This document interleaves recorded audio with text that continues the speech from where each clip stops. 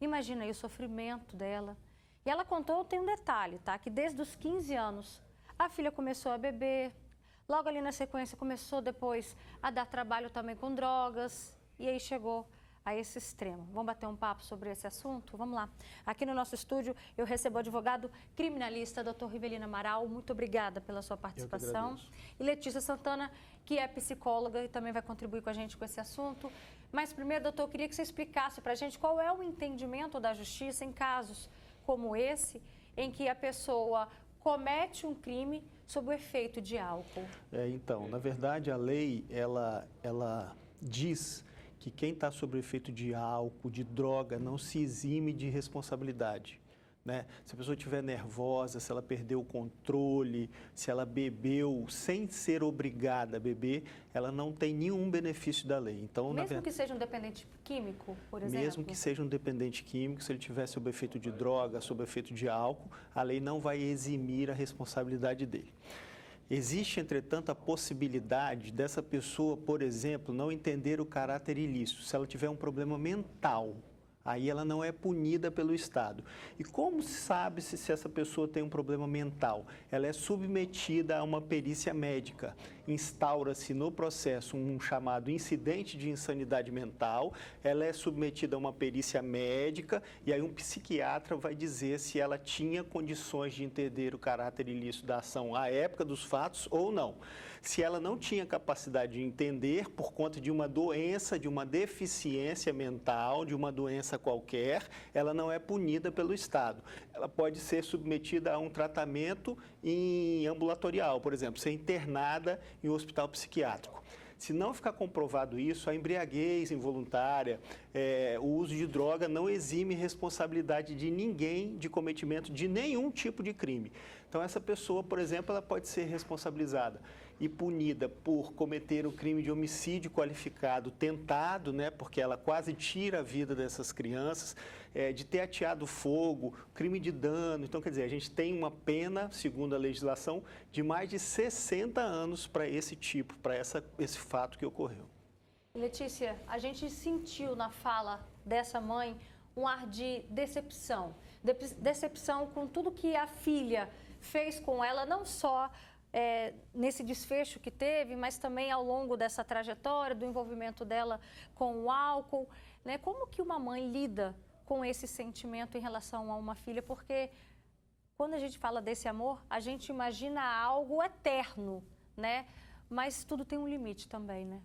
Sim, né? O que aconteceu aí foi uma tragédia com muitos desdobramentos, né? Não só o desdobramento da perda do patrimônio, mas também o desdobramento da questão física, né?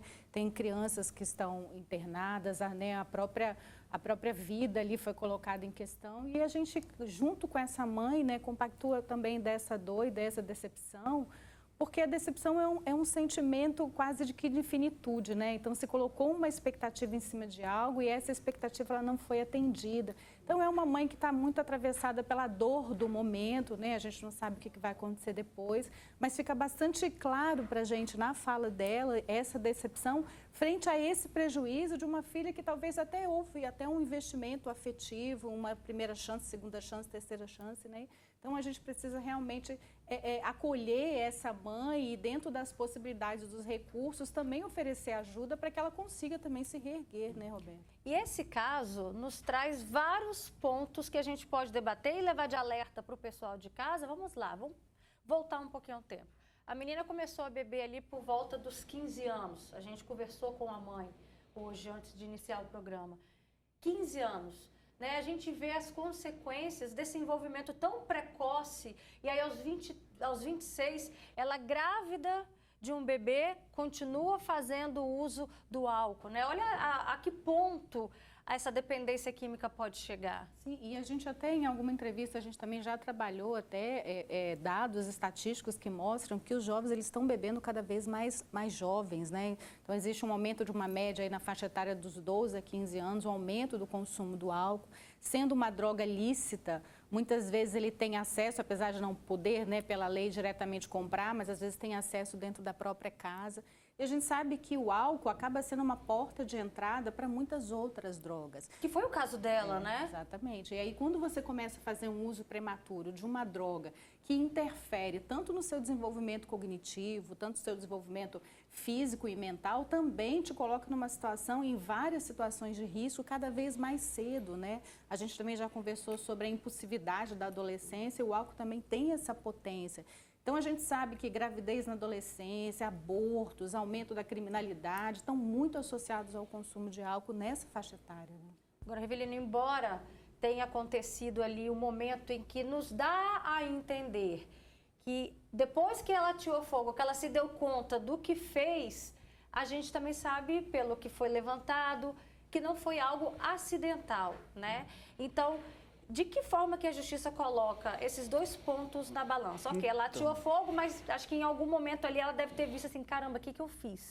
Então, o juiz tem uma função muito nobre, muito séria. Ele analisa todas as circunstâncias, tudo o que aconteceu. Então, certamente, ele vai levar isso em consideração também, né? Quer dizer, em primeiro lugar, se ela teve intenção, de fato, de atear fogo ou não, e isso representava risco para a vida daquelas crianças. Isso, aparentemente, está muito claro. Em segundo plano, se ela tomou alguma medida de alguma forma que evitasse um acontecimento pior. Mas o crime já está cometido, sabe? O crime já foi consumado. Se a pessoa tenta, de alguma forma, amenizar o resultado daquele crime, o juiz também leva em consideração e pode aplicar uma pena menor. E para fortalecer a sua pergunta, assim, em alguns casos, Roberta, as pessoas cometem crime sob efeito de álcool e no outro dia elas sequer se lembram o que aconteceu, né? Mas isso não exime a responsabilidade, como eu disse, de ninguém. Então, se a pessoa está sob efeito de álcool, sob efeito de droga, comete um crime e no outro dia ela sequer se lembra do que aconteceu, isso não retira a responsabilidade dela, mesmo porque o crime já está consumado. Então, que as pessoas entendam que o consumo de álcool, o álcool é um perigo muito grande, como a doutora Letícia colocou, é um abrir de portas para outras drogas, é o primeiro passo para o abrir de porta para outras drogas. Então, que as pessoas entendam que estar sob efeito de álcool não retira responsabilidade de ninguém.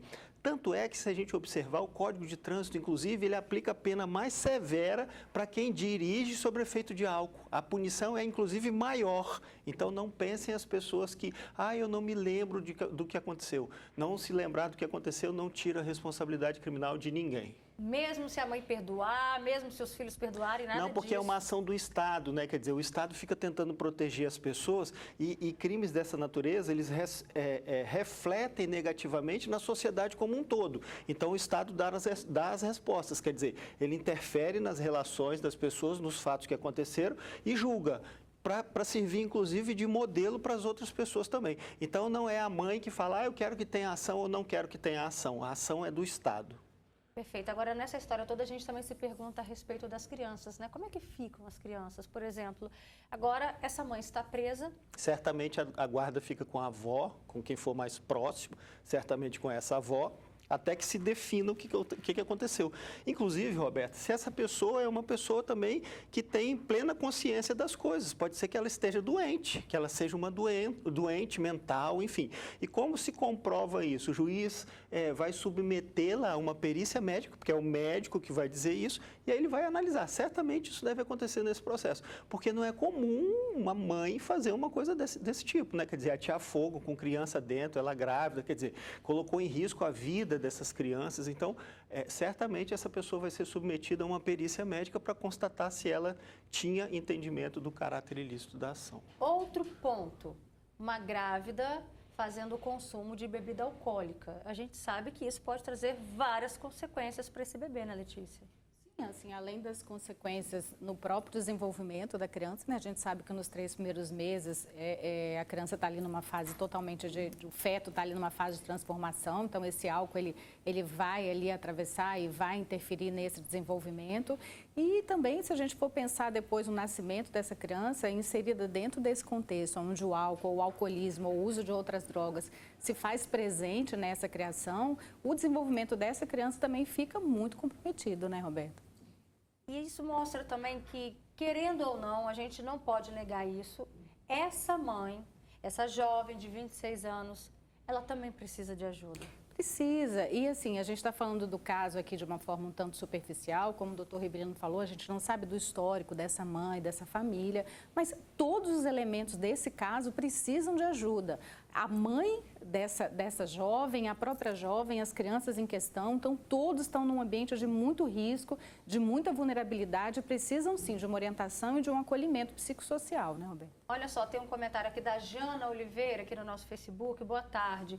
Ela diz, eu acho que se essa filha se arrependesse, se redimisse, essa mãe vai acabar perdoando, porque mãe é mãe, mas a filha tem que pagar sim. Então, mais uma vez, doutor Rivelino já até antecipou para a gente essa resposta. O perdão da mãe não é suficiente para tirar a responsabilidade que ela tem com o Estado, que ela tem com a sociedade, porque o que a gente comete de crime, por exemplo, reflete, como eu disse, na sociedade como um todo. Então, mesmo que a mãe perdoe, essa ação é uma ação do Estado. É o Estado que busca as punições para as pessoas. O Ministério Público que processa é o juiz que julga.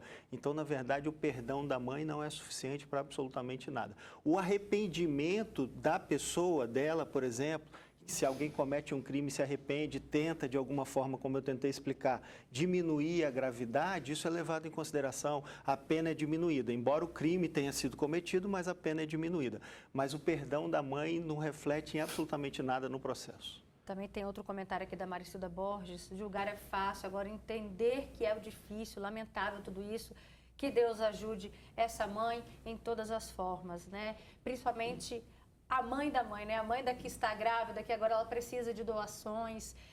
Eu conversei com ela, inclusive, ela está precisando até de botija de gás para fazer comida, né? Para alimentar os netos. E a situação dela não está fácil, ela perdeu realmente tudo. Quem puder ajudar, contribuir, é só entrar em contato também com a nossa produção, viu, gente? Tem mais comentários aqui. A Dilene diz, que tristeza essa família, precisa de ajuda, né? Uma é dependente da outra. E aí a gente vê muita expressão aqui nos comentários do amor de mãe. Letícia, existe limite? Porque chega uma hora que às vezes o que a gente mais vê são mães que se doam para tentar ajudar os filhos, que se envolvem, às vezes vão para o caminho errado, mas chega uma hora também que a gente vê a mãe perdendo tudo, se demole até a própria vida por conta das atitudes inconsequentes dos filhos. Existe limite, né? E a gente precisa também compreender que o amor de mãe não é algo inato, instinto, é um sentimento que é construído a partir das relações. E o próprio fato dessa avó acolher esses netos, assumir a responsabilidade desses netos, também é uma forma de amor, né? Então, antes do episódio, possivelmente, pelo que eu entendi, essa filha também moravam todos juntos. Então, é um sentimento que realmente é forte, ele é construído ao longo de uma trajetória, ao longo de uma existência, e provavelmente esse amor está sendo manifesto aí nessa avó que vai assumir a responsabilidade por esses filhos, né? Você sabe, Roberto, que só uma observação. Eu aí, ao longo dos 25 anos de advocacia, consigo ver claramente assim, as mães, elas não abandonam os filhos, elas ficam até o final, elas visitam no presídio, elas vão às audiências. Os pais têm um comportamento diferente, ele tem um limite, né? Chega uma hora que ele fala, não quero saber, mas as mães, é muito interessante isso, ela não abandona os filhos, nunca, jamais, ela sempre fica acompanhando até o final. Aconteça o que acontecer, a mãe é uma figura importante no processo. O homem, a figura masculina, o homem reage de forma diferente. Chega em determinado momento, que é a sua pergunta, ele coloca um limite, quando chega naquele limite ele fala, não ajudo mais o meu filho, não quero saber, não vou na audiência, não vou visitá-lo. A mãe tem um comportamento totalmente diferente. Ela vai visitar, mesmo que ele tenha cometido 1, 2, 3, 4 crimes, ela continua visitando, ela vai na audiência, ela busca liberdade, ela busca estar presente. Isso é muito interessante. O comportamento da mãe e do pai são totalmente diferentes num processo criminal. E é interessante que de todas as mães que já sentaram aqui no Fale Espírito Santo, a gente percebe esse mesmo comportamento. Isso é muito claro para mim aí ao longo da minha carreira, isso fica muito claro. A mãe não abandona. E só uma ressalva, assim, né? Até para não gerar nenhum tipo de culpa sobre essa mãe, dependendo dos casos, às vezes até um freio, um limite, também é educativo para esse outro, claro. Né? Perfeito, gente. Agradeço muito a participação de vocês. Obrigado. Quero deixar aqui, mais uma vez, toda a nossa solidariedade, o que a gente puder também receber de doações, né, que a gente vai encaminhar para a dona Miriam, que é essa mãe que está precisando imediatamente de ajuda, roupa, utensílios domésticos, né? Itens de limpeza também, enfim, ela precisa recomeçar a vida. O que você tiver para doar, puder, será muito bem-vindo. Obrigada, doutor Rivelino. Obrigada também, Letícia Santana.